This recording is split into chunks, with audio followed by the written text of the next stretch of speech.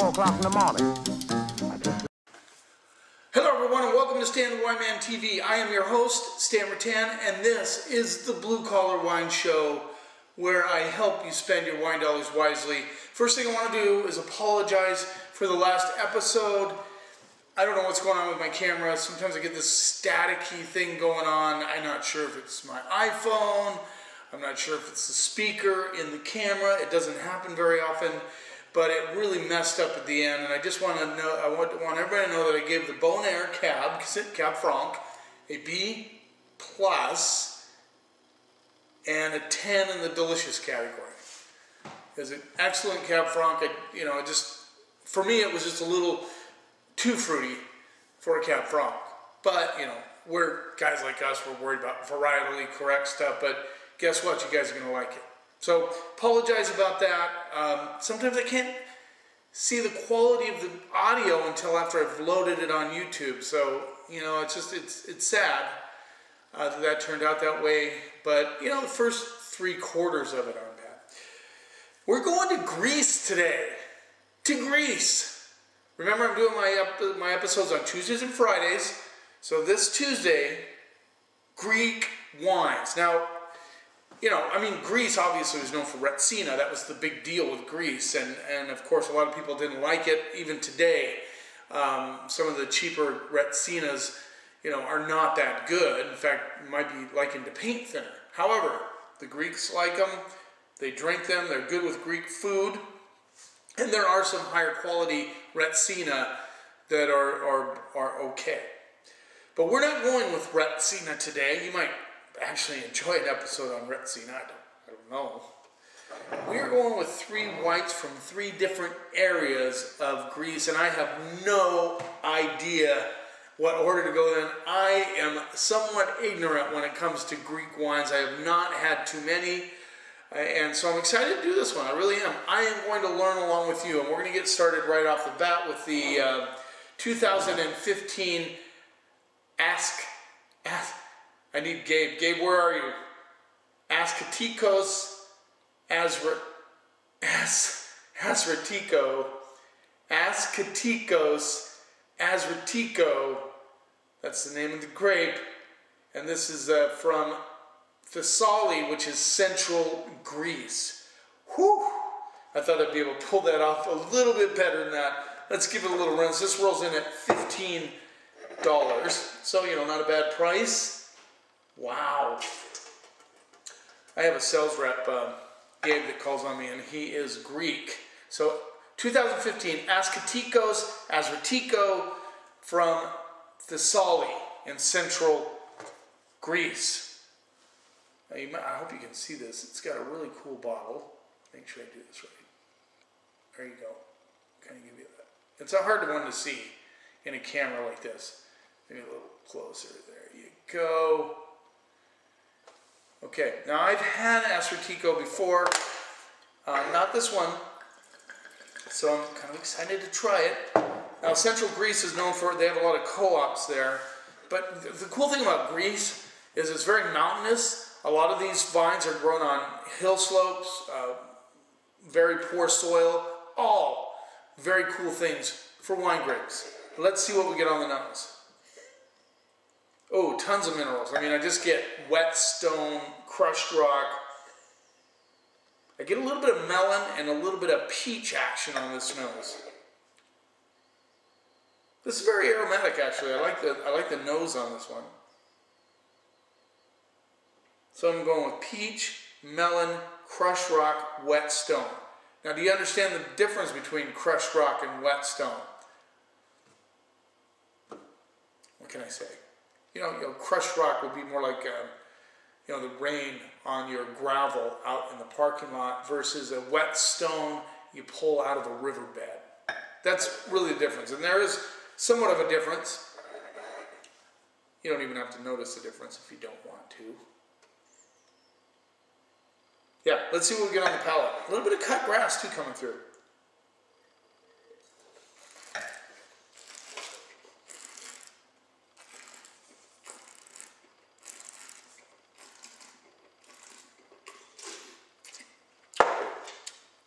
A little bit of chapped lip. That one kind of burned it a little bit. A little bit of pain on the lip. Love this wine. Very clean, almost like you're licking stainless steel. It has that whetstone aspect. And the melon comes through really nicely. A little bit of an apple, and the peach is slighter on the palate than it is in the nose.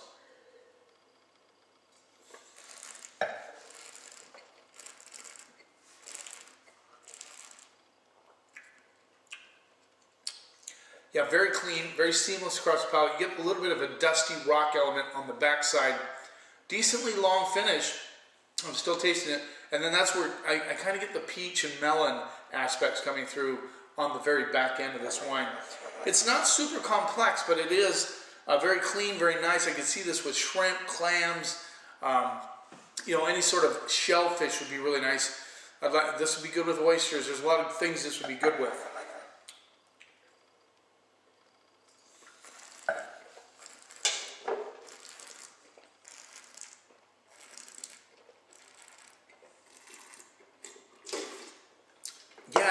Dances lightly on the palate, but it has good flavors and that nice minerality and that ball bearing kind of stainless steel thing going on, which I think is really cool with a wine. I'm going to go B minus B on this wine. A little bit simple, but very good. That's certainly not a bad grade for a wine. I like it. $15. It might be one you want to seek out, especially if you're doing seafood. This would also be good with chicken. Game hens, anything like that, it would be good with. Yeah, I like that one. Kind of a noodle dish would be cool as long as it's not too spicy, because this has good acidity to it. So anyway, B minus B. Like that wine a lot. There you go. So now we're going to the volcanic island of Santorini, south of Greece. Very tiny little island. I guess they're kind of struggling because prices of land are going up because there's a lot of tourism there. This is the 2014 Canava Roussos Santorini, and this rolls in at. We're just wondering if they get grapes on this. The lighting isn't quite good enough, but I do not see the grapes. Oh yeah, yep. Azratico, of course, duh. It says, doesn't it say it? No, this is Azratico also, just as this one is. Interesting. From the volcanic island of Santorini. Okay, that make any sense? This rolls in at $22. So we're getting a little bit further up the chain. Actually, I'm going from central Greece to the south to Santorini, the island of Santorini, to Crete, which is even further south. Just for the fun of it. Why not? So $22, you know, maybe you wouldn't go to the $22 price point right off the bat. I think the Azratico would be a better play. Well, let's see. We'll find out. Color, a little bit more golden. I don't know if you can see that, but a lot more golden on the color. Ooh, man, this is totally, get a little bit of petrol and wet rock. This is like a wet dream for a wine guy, you know. He just loves this stuff. A little perfume, I get a little perfume,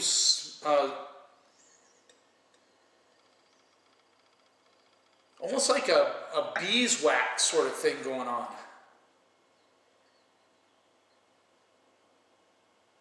Yeah, just slight petrol coming through, not huge, not like one of those, you know, those really diesel-y kind of rubber boot Rieslings.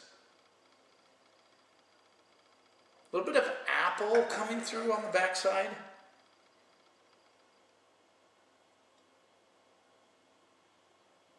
Yeah, interesting notes. A little perfume. I like it. Let's see what we get on the palate. I like the color on this. Really cool. Really golden.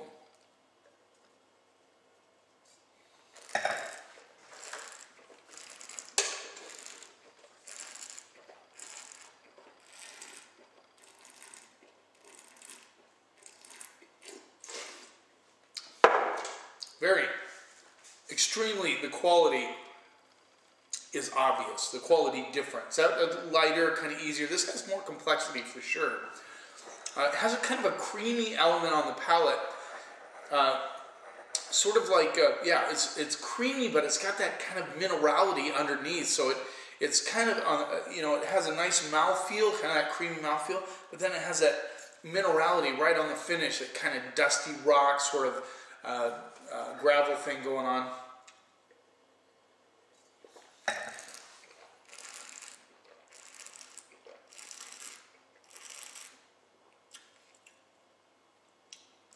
Interesting.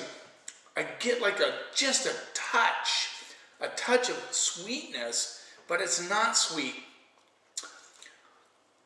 Get a little bit of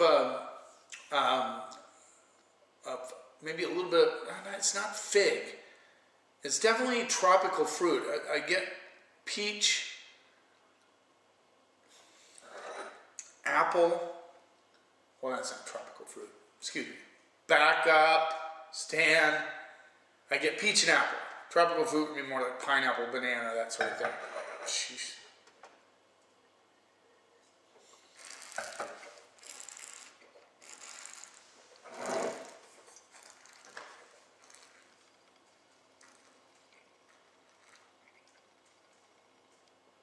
$22.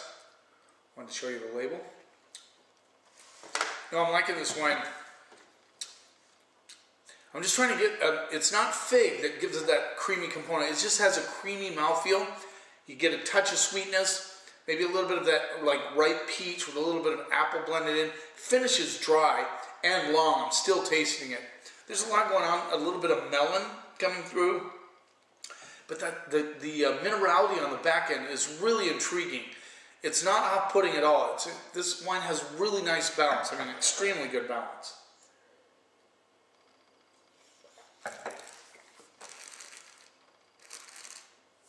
I get like orange blossom right up front. Just a really good wine, really good quality, really balanced, going from that nice creamy mouthfeel into a drier finish. Again, I could see this with white fish, cod. I can see it with chicken. I can see it even with maybe a noodle dish, maybe a little bit spicier because I get that sweetness. The only problem is it finishes dry, very dry. Shellfish would be a nice play with this one. This would be really good. Pork, I would go pork on this one easily.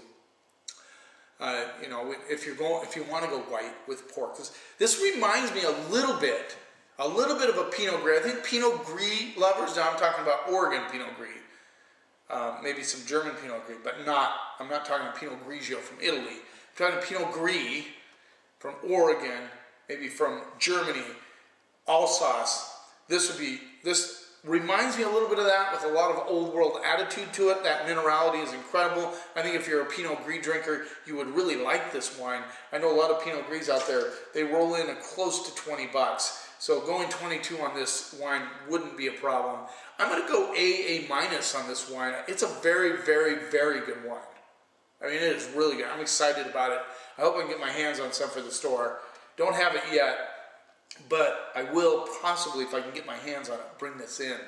I love this wine. Remember, these wines, if I can get them for you, if you'd like them, just hook me up on Twitter, whatever, you know, Facebook. Make a comment down here. I'll try and get you these wines. Okay, 2 of these I know exactly where to go. This is the 2013, The Little Prince from Karavitakis Winery. And this is in Crete. It is 65% Vidiano and 35% Valana.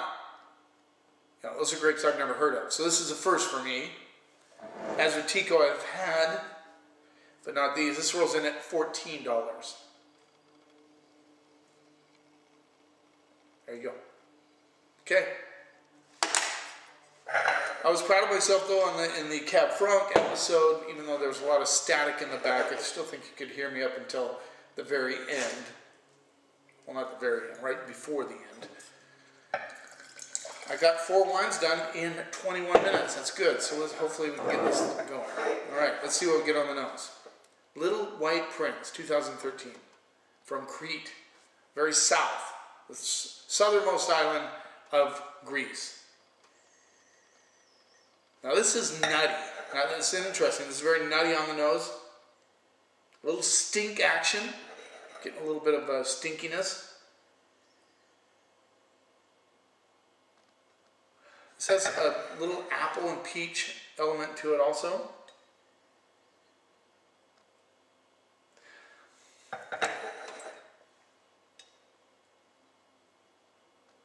This isn't quite as aromatic as the other two, but it's very interesting. It's got a peach apple, a little stink action.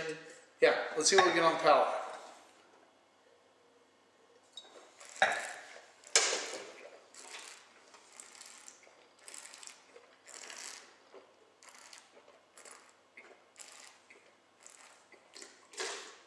Well,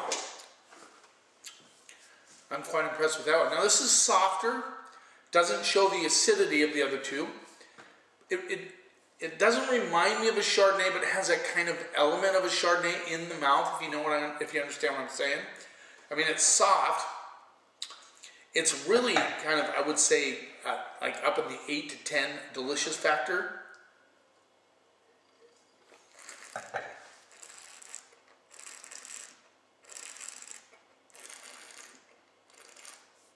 Lots of apples. I mean, this is like biting in to a good apple, the flavors, with an interesting kind of sweet edge to it. I wouldn't call it sweet. Minerals come through at the back end, not nearly as severe as the other two. In fact, I just get barely whetstone on the nose.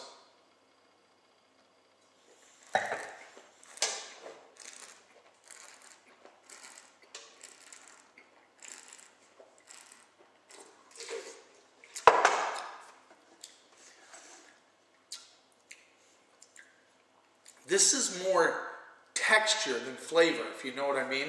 The apples are there, but the texture is really nice. It's very soft, but powerful at the same time. I mean, I'm still tasting the apples with the minerals, with almost like a touch of honey, but not as sweet as honey. But you get that kind of, if you understand what I mean, you get that kind of honey aspect coming through, but it's not as sweet. There's a little bit of lemon right at the back of the finish, but more like a sweet Myers lemon. Yeah, this is a good wine also.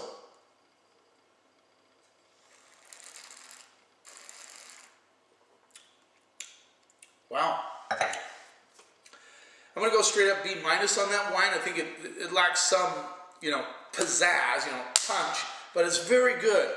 Don't get me wrong. If you like Chardonnay, but you don't like the oaky Chardonnay, if you want something different that kind of has that same kind of mouthfeel, this is a very good wine. I mean, it's a good, this has enough going on that I would be more than happy to have it with roasted chicken. You could have it with maybe a spicy Asian noodle because it has enough sweetness on the backside. It doesn't finish like bone dry. It's drier on the finish, but not as dry as the other two. God, I could think of pork would be good again. Pork, yeah, it'd be good with cheeses. I mean, a little bit, maybe a blue cheese, gorgonzola, thing like that. It'd be good with.